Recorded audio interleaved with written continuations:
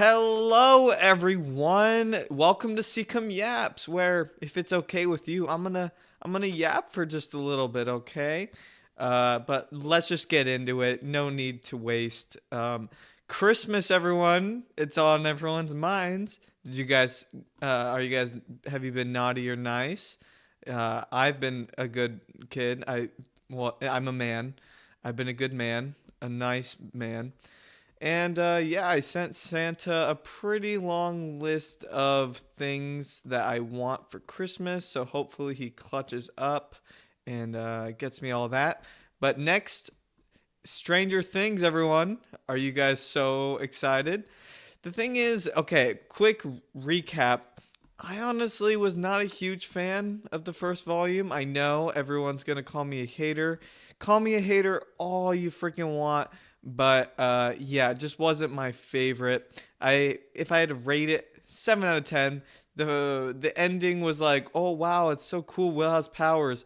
Maybe I'm just chronically online, but the amount of fan theories I saw saying that going into the season that Will was going to have powers, I was kind of just expecting it, so it didn't really affect me. And also, I freaking messed myself up by only watching the first two seasons and then jumping into the last one because, oh my gosh, man, I don't know if it's just like kid actors are only good as kid actors and then they lose it when they get older. But what the frick happened to the actors? Holy smokes. Actually, I think it had a lot to do with the dialogue, which kind of moves on to my next point with freaking Netflix in general. Did you guys hear that they're buying Warner Brothers? Or maybe buying Warner Brothers? And it's the death of the movie theater. Oh no. Yeah, it was kind of coming from a long mile away. Kind of saw it was inevitable. Okay, it was freaking Thanos. It was inevitable. But I don't think it's all doom and gloom because you know what? If more people are watching movies, even if it's not in the movie theater, I think it could be a nice thing. I just hate like the Netflixification of it. It's not the fact that it's easier to watch movies. It's the fact that they're made to like keep your attention span like stimulated. They literally make it so people can watch movies while going on their phone. Like the whole point is to have them not look up from their phones because if they look up from their phones, they're going to be like, "Oh, this is poo-poo. I don't want to watch this." So it's meant to like distract you. I don't know. They people call it the Marvelization, Netflixification. I'm coining it. It stinks. I hate it. This last season of Stranger Things, I felt the most like it was like it just looks like a Netflix show. I don't know how to describe it. I don't know what it is with the camera quality or what the frick it is, but frick. I don't understand why it looks different. And it feels like I told my brother this, my little fan theory is that they wrote the dialogue and Netflix was like, "Hey, we need you to Netflixification it a little bit, Netflixify it a little bit to make people." I don't know. It's like they dumbed it down on purpose. I'm not saying the storyline is necessarily bad. It's just it doesn't feel grounded, is all, which kind of stinks. It's kind of doo doo.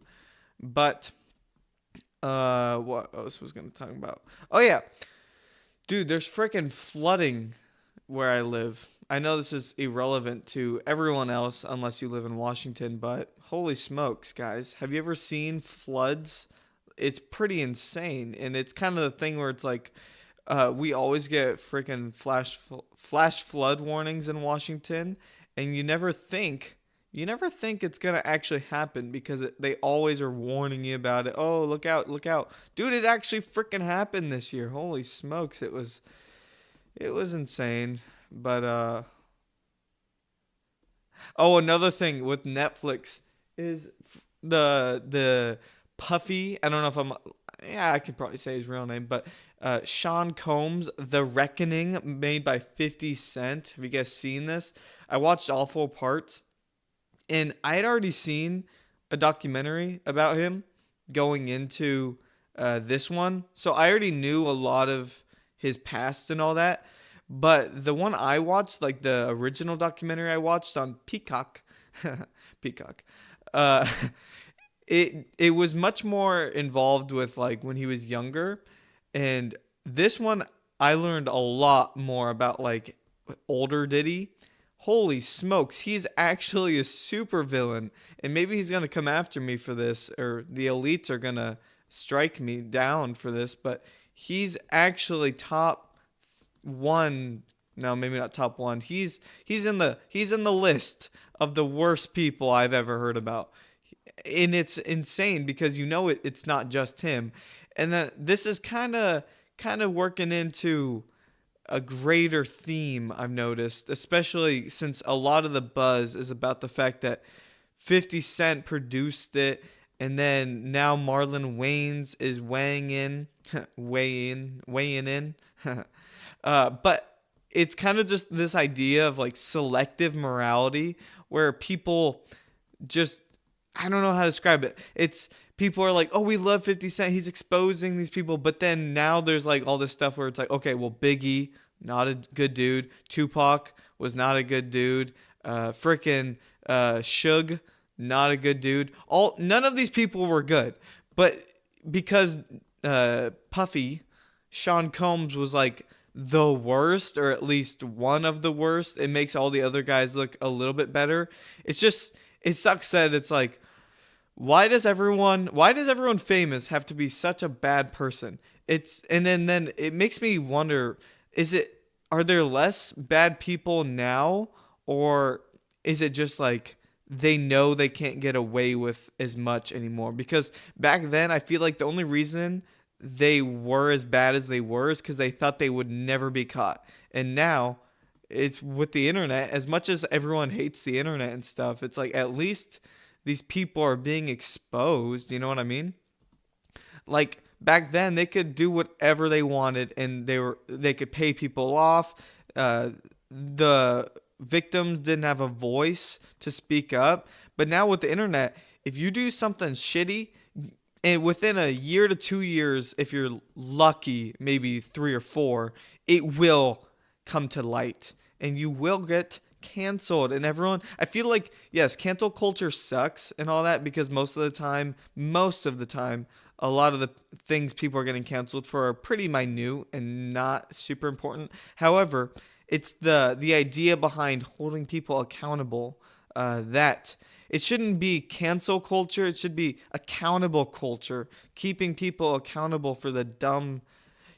Occasionally, I think like canceling is such a broad term. I think what happens most of the time is people are being held accountable and it's being labeled as canceled. But then there's freaking people who are actually committing crimes. The one that broke my heart the most was Cody Ko, when he got canceled for literally committing a crime.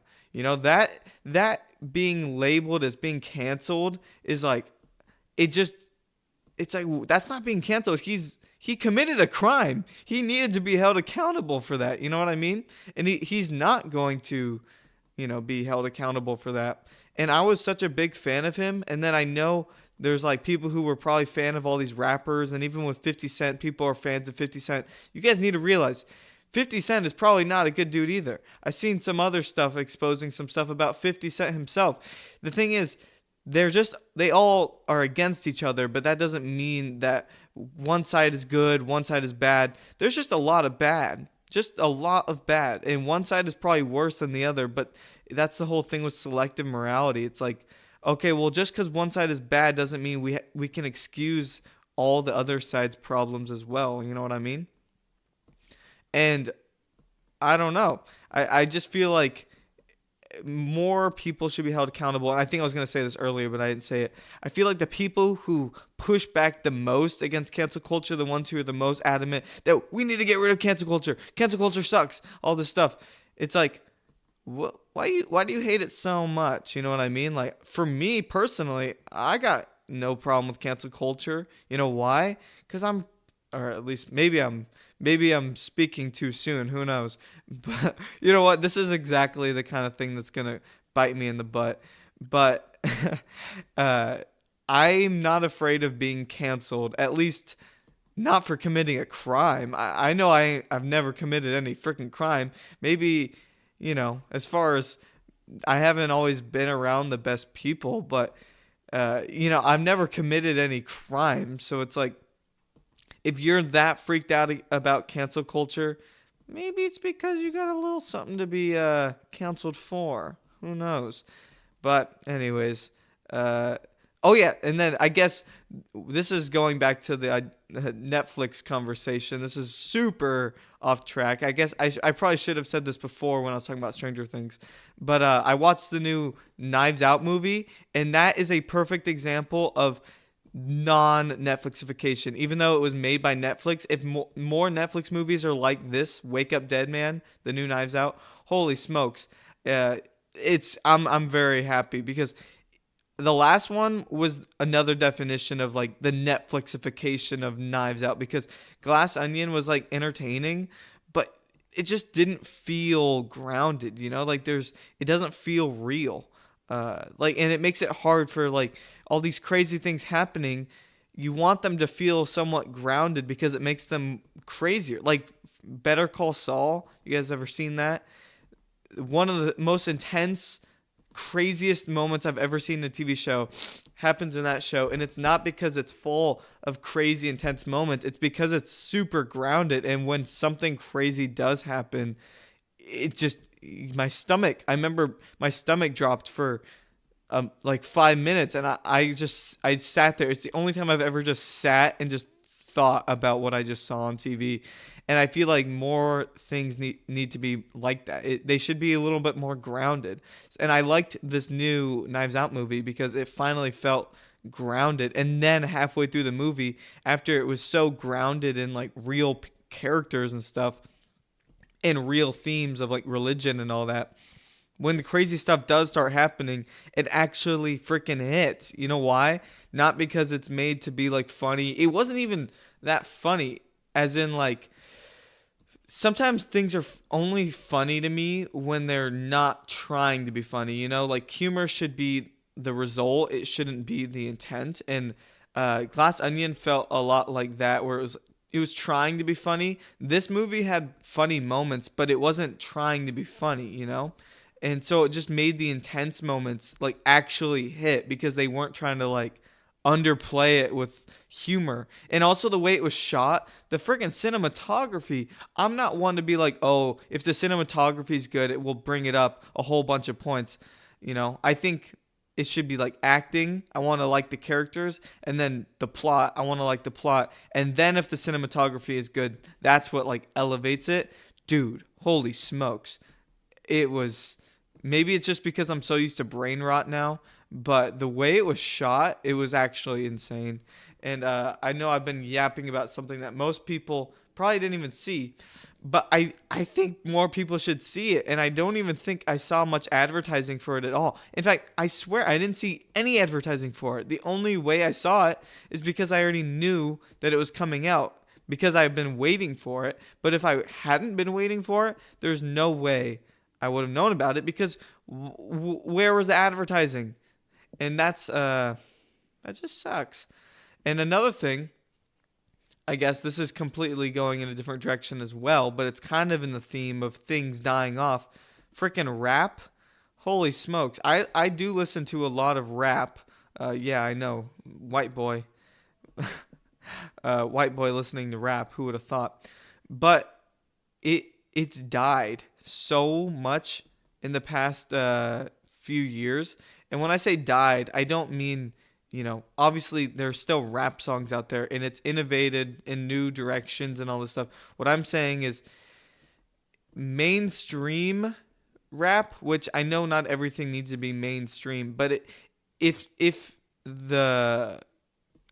rap is going to keep being a big cultural thing, it needs to have at least a little bit of mainstream appeal. I feel like with every rap album, most of the rap songs are not going to be on the charts, but at least like one or two per album back like a few years ago would end up on the charts, and then it would just elevate the other less mainstream rap songs along with it.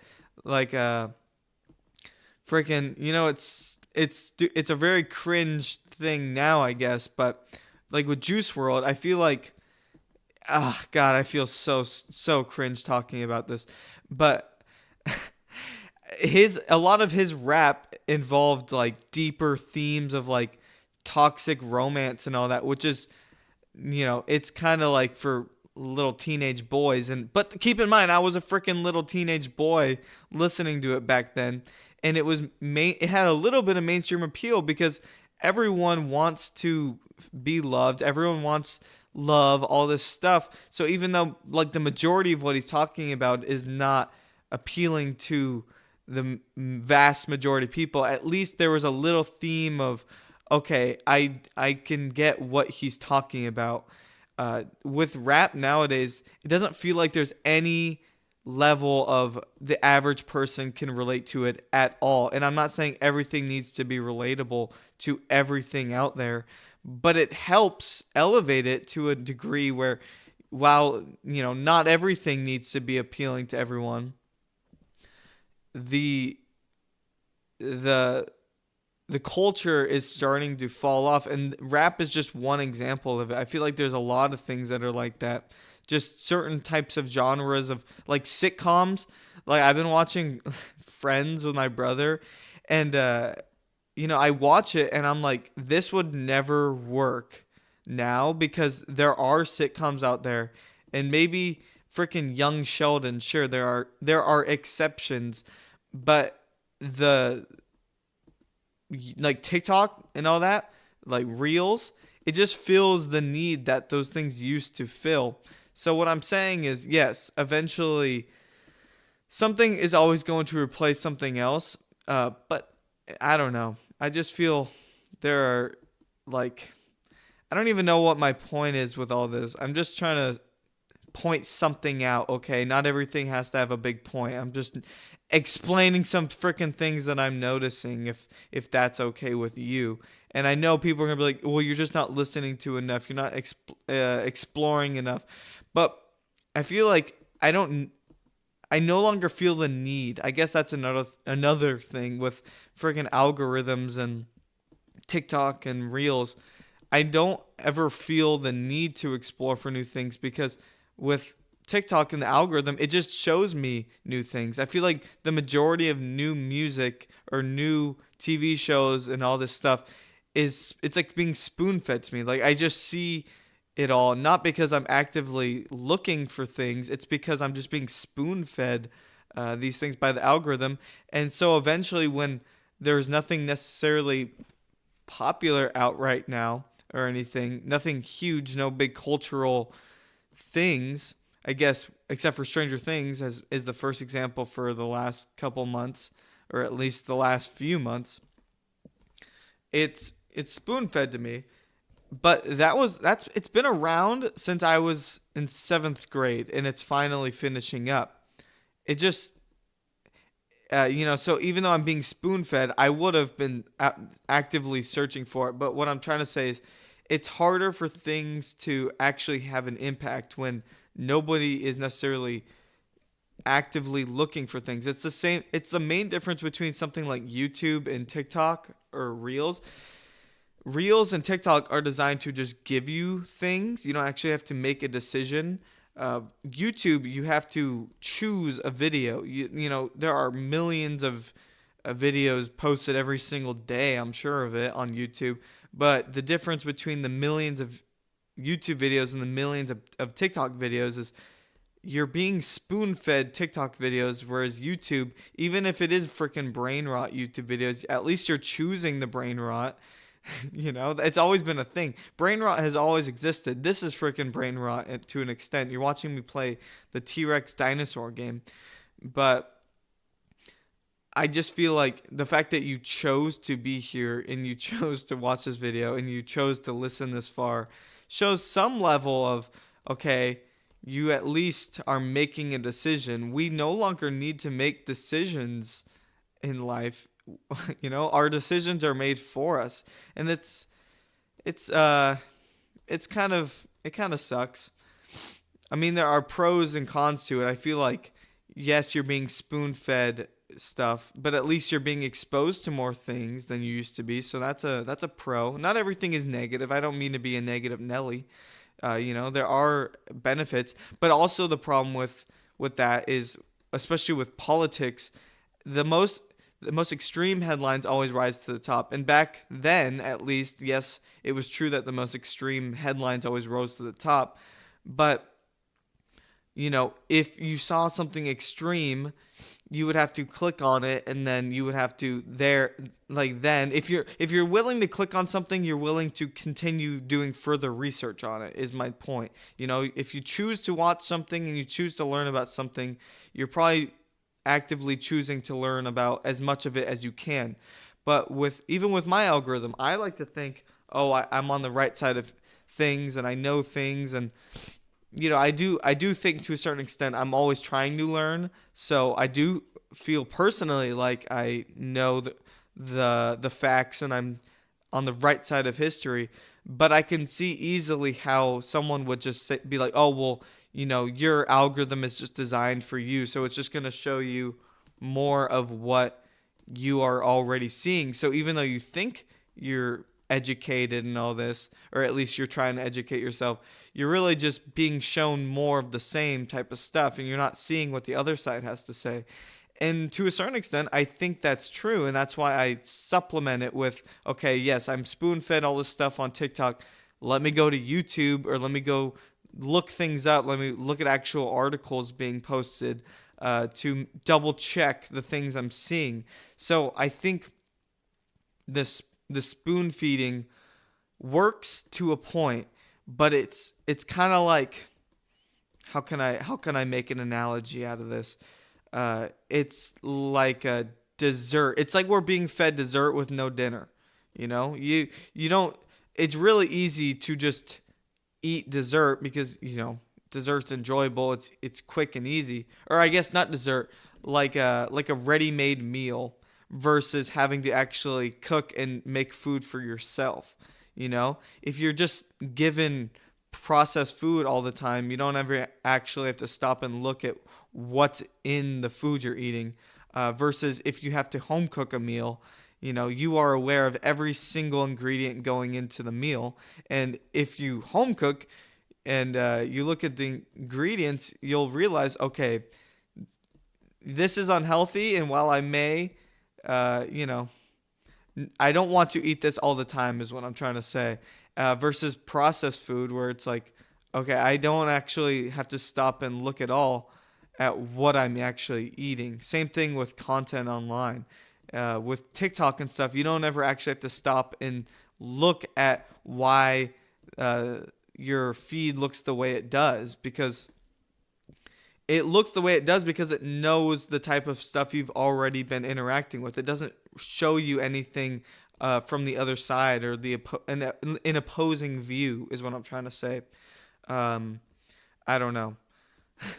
I don't know what I'm trying to say. Even down to like me with fitness and stuff. I feel like I know how to do things and I know all this stuff, but occasionally I will get a video that's contradictory to what I've been hearing. And I'm like, okay, well, this is wrong because it goes against everything I've been hearing. And while it probably is wrong, it's not beneficial to just swipe away immediately. I do listen to it all the way through. This is how I pride myself on, okay, I know the right way to do it. It's not because I disregard what the minority says. It's because I listen to it and then I make my decision. And I think that leads to a little bit more tolerance, because it's more about trying to understand the other side versus getting a knee up, or trying to prove them wrong, getting aha, I gotcha, or I gotcha, that's what it's called, trying to get a gotcha moment on the other side. And that's why I don't really post a lot of like fitness content or anything really anymore, because as much as I may think I'm in the right, there's going to be a new study that says something contradictory, and then I'm going to have to update things. And I feel like I look at even the videos I was posting when I first got started online, and I'm like, this is wrong by my standards now. And I feel bad because I taught all these people things that end up being not true, or at least as far as I know, not true. Maybe they'll end up coming back around and being true, but it's just so contradictory. It's so stupid. It's just not enjoyable. If you spend all your time trying to teach people the one right way, there is no such thing, you know. But then the thing that sells is people want the one answer. They want the thing. They want the thing that people. It's a lot easier to sell the one method versus the multiple methods because it's a nice round one. It is just simple. It sells better, and I don't want to give into that. I used to just give my advice as this is what works for me. This is what works for me. But unfortunately, that just doesn't perform as well as someone saying anyone else who tells you otherwise is wrong, because that induces a little bit of rage, and then the rage is what leads to conversation.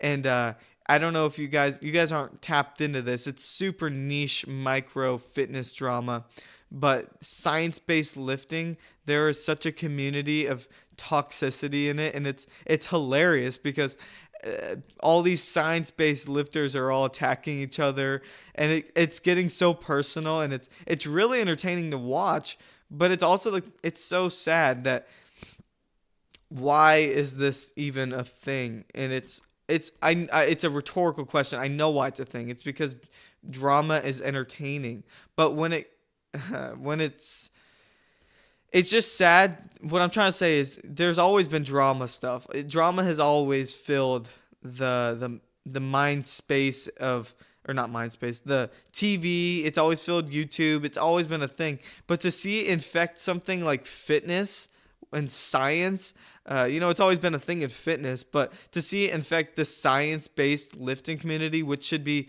the most non-toxic community ever on paper, to see it just become so toxic proves that literally anything can become toxic, not because it needs to be toxic, but because it sells better and it works online better, which, it's not something I want to be a part of. But it's just the way it is. But yeah. Did you guys also see the Tate brothers? Speaking of toxic drama, you guys see the Tate brothers just got released or something, and they came to America. That's just sad. That freaking sucks. I don't that it's like old at this point, breaking free from the Matrix. But I was thinking recently, it's so funny that they created this narrative of like red pill, don't fall into the Matrix, buy our course to break free from the Matrix. It's so ironic that they got people to spend all their money on the stuff to break free from the Matrix, as if they weren't the ones. It's kind of like creating a fear. This is how things work. People create something to be afraid of, and then they sell them the solution for it. And while there may be a little truth to the fear, they amplify it to the point that it will sell better. That is how most businesses nowadays, at least the grifting business, the grifting industry, I should call it at this point, works. They sell you a fear. They tell you if you don't do this, you're going to be unhealthy, you're going to die, your body is going to fall apart, you're going to have no girlfriend, you're going to have no social life if you don't do exactly what I tell you, which is so stupid, because up until this point in society, most people have got along better, and if anything, a lot of things are worse. I'd say physically, most people on average, okay, maybe I'm speaking out of turn, but I feel like fitness is a lot more popular now than it used to be. But then it's just both sides of the extreme. The healthy people are more healthy, but the unhealthy people are even less healthy. Does that make sense? There's less of a happy medium. For every person who's now getting super fit, there's someone who is just absolutely ruining their health. Or that's just health in general. Financial health, like gambling with sports betting and stuff, that is way more popular, or just gambling in general is way more popular. So for every person learning about how to manage their stocks and do all this stuff, there are people out there who are now wasting even more money than they used to. I just feel like it's just this extreme push towards just extreme things, for back 10 years ago even, and then the 10 years before that, it's things have always been leaning this way, but now I feel like more so than ever, I've just noticed the world is getting more extreme. Politics. If 10 years ago, the political parties, well, it started 10 years ago with the 2016 election when I was in sixth grade. But if you look at things prior to 2016, I feel like 2025 is the new 2016. It got more extreme back then, and now it is even more extreme with certain people like Nick Fuentes and all this stuff. It's just I'm speaking way out of field. I try and educate myself, and I'm not an expert in anything. I'm just a regular ass guy. But as a regular person who a year ago I was so obsessed with social media and posting online and trying to be famous and all this stuff. I was so engulfed in my own ego that I didn't stop to look at what was going on in the world, because it was it didn't work well with my mind space at the time. I was so focused on one thing that I couldn't stop and look around me. But now that I have, it's so sad what's going on. And that's part of the reason I don't really want to post as much on social media in general, or fall into the rat race, because that's how these bad things happen. It doesn't. There aren't as many evil people in the world as it may appear, but the reason why these evil people thrive is because they don't thrive off of necessarily evil. They thrive off of ignorance. And they thrived off of people like me a year ago who were just ignorant to a lot of things. I didn't I knew things were out there that were going on, but I chose not to pay attention to them, and I feel like a little bitch. I feel like a little bitch for living my life that way and not educating myself on certain things. So I may not have as much clout as I did a year ago on social media. I may not feel like the shit anymore, but I don't really want to be. I don't like, especially as I was rising up, I was realizing there were certain things I was going to have to start doing if I really wanted to start making money online. And it's like, no, I'm not going to be, just because you're a fitness influencer, most of the time the correct term is fitness grifter. The grift verse is not immune, or the fitness industry is not immune from grifting. If anything, it is more prevalent in the fitness community now more than ever, and I didn't want to be a part of that. So I've kind of distanced myself from it. I still live my life being fit, but I don't even really consider myself a bodybuilder right now. I really just I go to the gym when I want to, and I have a cardio bike machine, and I ride my bike, and I eat well. I'm trying to even downsize a little bit. I'm trying to lose a little weight, but the biggest thing that's been going on with me is I'm just trying to be happier, and I think that should be a bigger trend in the fitness community and health community. It shouldn't be about being the most fit, because like, what's the point? What's the point in trying to be better than everyone else?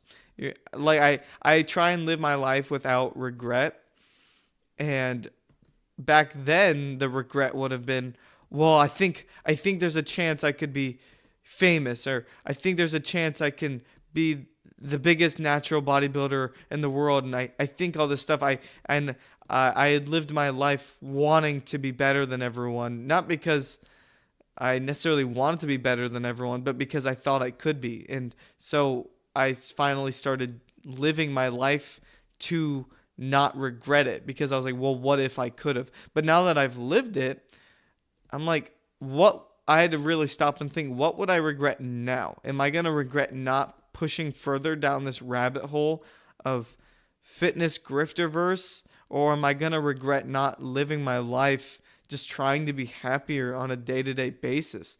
You know, I respect people who live with the hustle, but if the hustle is the only thing you have going for you in life, you're going to lay on your deathbed and you're going to think, oh, I should have spent more time with the people who I actually know,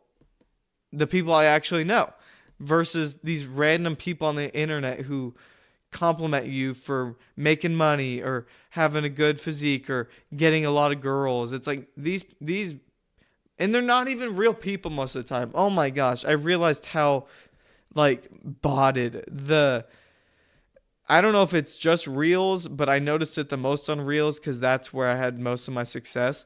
It is so botted. The dead internet theory is I've seen it firsthand, and none of it is real. And to all these people saying, "Oh, well, you need to post more on Instagram again because your views are going to go down and all this stuff." Most of those views are not real to begin with. You know, I'm sure there are real people, but most of those comments and most of those shares and most of those reposts are not real people. It is bots designed to look like real people. And you know why? Because I started going in and clicking on pretty much every single account I could. And these accounts, you could just tell these are not real people. The influx, it's because Instagram and Meta and all these big companies, they thrive off of finding these new niche little influencers who they can profit off of. So it's in their best interest to artificially inflate them so that way they can start making money off of these influencers. And I realized I'm a part of the system. They're going to inflate me and they're going to start getting me to make money, and they're going to start making money off me. That's just how the world works.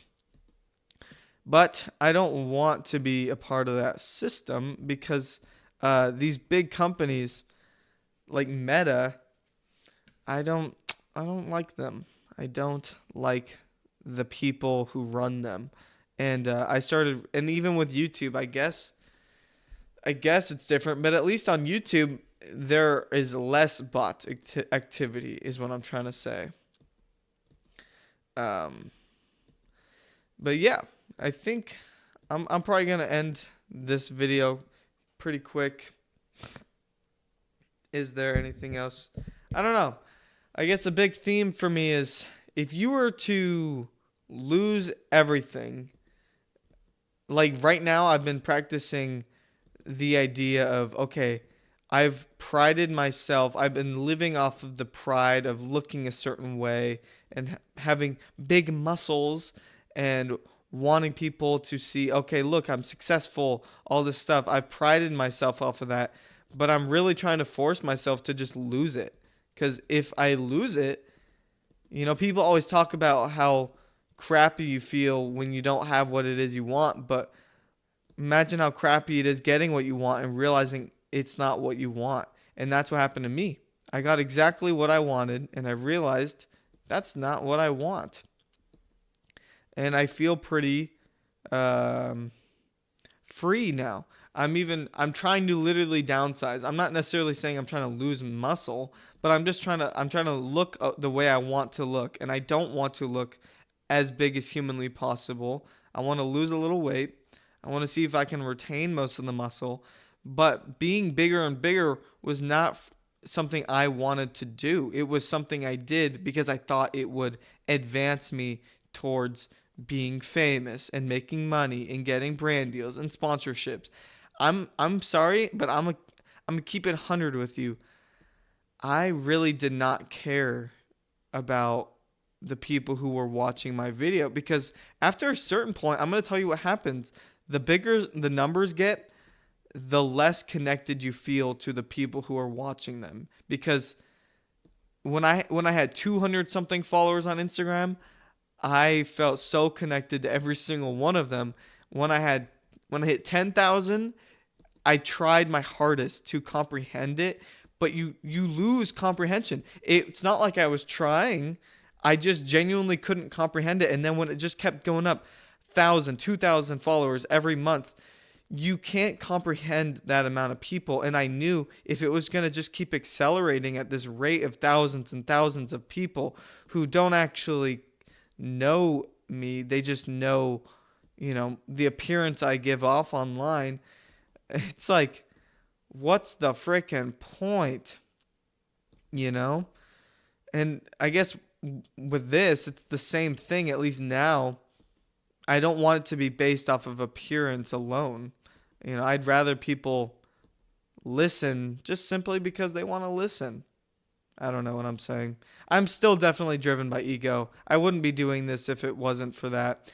But I do have a need, and I think everyone has a need to express themselves. And for most people, their hobbies don't allow them to speak freely to people. And that's where things like therapy are really useful for a lot of artists and stuff. Because if you play instruments or something like that, unless you're writing and singing songs, you can't really express how you feel through that. And I think that was the way I felt with bodybuilding. You can look at me on stage and see that I put all this hard work and dedication into it, but it's not like I can actually express anything deeper about myself. I can't express the way I think about things or anything like that when I'm on stage bodybuilding. But with this, I can. With this, I can actually just say what I'm thinking. And even if it's a smaller audience, I think it's a more grounded audience. It's more of a community. I think that's the big thing in the age of attention. It's all about getting attention. There aren't any actual communities. And when I grew up, like when I was in middle school and all these big YouTubers, it wasn't just the YouTuber.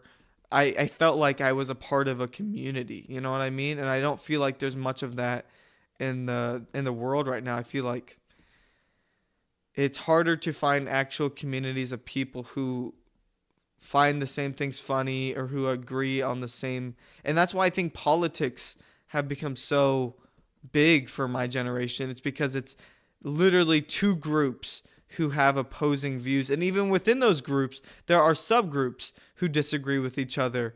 So politics are a perfect way for younger people to feel like they're a part of something, especially something bigger. But it just sucks that it's one of the only things, because when I was younger, I didn't feel the need to get super big into politics because there were other viable options to feel a sense of community.